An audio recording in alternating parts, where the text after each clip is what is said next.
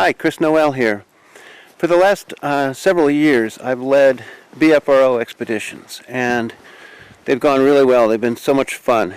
The way they work is that we'll have a base camp where everybody stays, and in the day we'll scout for locations for the night expeditions, and then we'll go out in the evening and stay as late as we can out in the woods until everybody gets sleepy, and we go back to base camp. And that's a great model. And last time, just a few months ago, a small group of us had a very exciting encounter that lasted for 45 minutes, just at 10:30 at night. So it doesn't have to be super late. Parallel to those now, I'm beginning to do my own expeditions independently, and that's what I'm announcing today. One difference will be that we won't have a base camp at all. We will target our area, and then we will hike into it and stay there for 2 days and sleep during the day, and then try to stay awake all night long, building a small campfire and breaking up into small groups and doing things that we hope will elicit responses from and interaction with the species who is our next of kin here on Earth. Our first expedition takes place on Glastonbury Mountain in southwestern Vermont. For a little background on this area, here is a clip from a well-known television program. Back in the 1940s, there had been a series of unexplained disappearances. Since there were also reported Sasquatch sightings, some speculated that the two types of evidence were connected. These and 5 other mysterious disappearances between 1945 and 1950 lead the area to be christened the Bennington Triangle. Who or what is responsible for the victims of the Bennington Triangle? Can people simply vanish off the face of the earth? Author Christopher Noel isn't so sure. There is a strong possibility that these disappearances could be related to Sasquatches or one Sasquatch in the area, given that there have been many sightings of these creatures over the years in the Bennington area.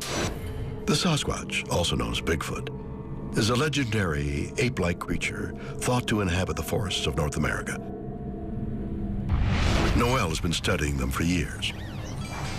A Sasquatch could easily snatch us off a trail. It could snatch more than one of us if it wanted to. It's quite possible that there was a rogue Sasquatch, probably a male, who was operating outside the normal range of Sasquatch behavior. I'm sure that these creatures, if they abducted these people, took them far away from where people ever go, into the thick parts of the woods, high up, in caves, and we just never would happen to cross them. See, I don't think this is fair. Something weird happens, and boom, poor old Sasquatch takes the rap. Again, did he kidnap the victims? For comic effect, Bill is downplaying the possibility that this was Sasquatch. Glastonbury Mountain, and in fact the entire southwest portion of Vermont, contiguous with Whitehall, New York, has a long history of reports of Sasquatch sightings and encounters. So I'm actually afraid to spend the night by myself on Glastonbury Mountain. I went there once about 5 years ago and immediately started hearing wood knocks. But I didn't have much time. I had to get back home, and I don't live near there. But if I have the group of 10 or 12 of you, I won't be afraid. We won't be afraid. But it's very likely to be intense up there. At the top of Glastonbury Mountain, there is an observation tower. You can see from this panoramic view that there's nothing but wilderness surrounding the summit. On the first day, we will hike up there and have lunch, look around, and decide just where to spend our first night. Before splitting up into our small groups, we will sit around a campfire together. These are well known to attract Sasquatch curiosity. One of my very fortunate achievements in this field has been to obtain thermal footage of a Sasquatch watching me and some friends at a fire.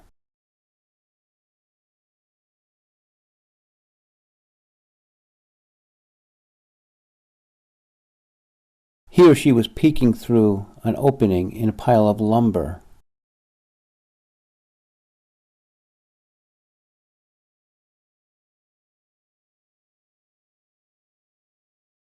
The second expedition will take place in Groton State Forest. Here I've had a number of close encounters. The most dramatic one was on a mountain where I was sleeping by myself. A woman who lived at the base of this mountain told me that for years she had been hearing wood knocks in the woods up here behind her house and had no idea what they were. She gave me permission to sleep on her mountain, and that's when this happened.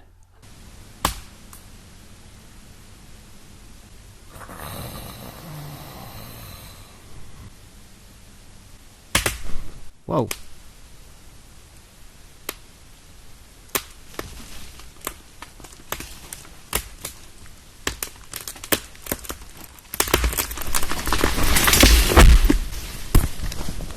It wasn't until the next morning that I realized just how close this tree had come to me, out of the hundreds and hundreds of trees within earshot.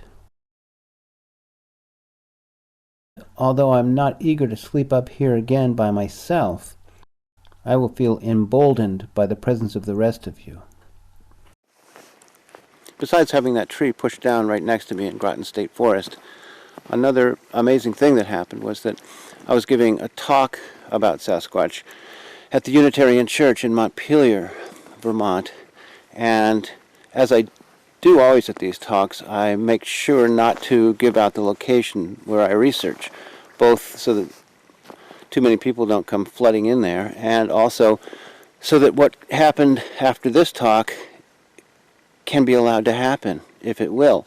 Afterwards, an old high school friend of mine that I hadn't seen in years came up to me and said she had talked to two separate people who independently told her that they had seen at different times a Sasquatch crossing the road near where they commonly drive. When I asked her what road that was, it turned out it was the very one that runs right through the area where the tree was pushed down next to me. In fact, it's the very road where I parked to climb up onto that mountain to spend the night. So I love those kinds of synchronicities. They really affirm and uplift this process. Our third expedition, and the final one in this first year of public expeditions, will take place in Vermont's Northeast Kingdom, a kind of wild and woolly section of the state where wildlife density tends to dominate that of human beings. While I was working up here for the 2010 United States Census, I came across very large bipedal tracks in the snow. I had no video camera with me that day, but I have no doubt of what I saw.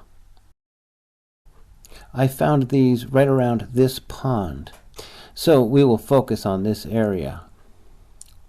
When Sasquatch find a place that they like, they tend to stay here year after year, I think century after century. I've always wanted to spend the night here, but again, I never quite had the nerve to go it alone. It's winter now, but spring is just around the corner, and the action will start up again. I'm going to need to cap the number at 12 for each of these three expeditions, because that's the perfect amount, and any more it gets unwieldy. 12, we can have 3 groups of 4, which is really perfect. The fee is $100 per person. I would love to have you come along. With any questions or to reserve your spot, please write me at wildvermontexpeditions@gmail.com. Thank you.